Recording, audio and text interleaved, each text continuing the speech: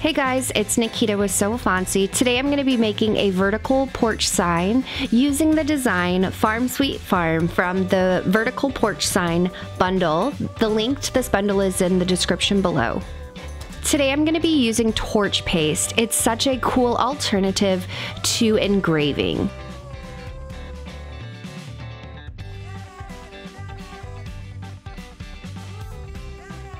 First, you're going to cut out the stencil, then you'll use a squeegee to apply the paste.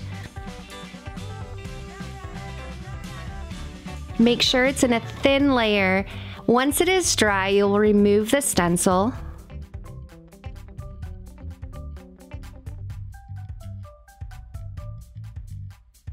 Take it out to an area with lots of ventilation and begin heating it up with a heat gun.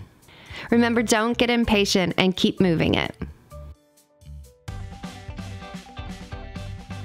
Once it is done, you will have a beautiful porch sign to put it out in front of your house.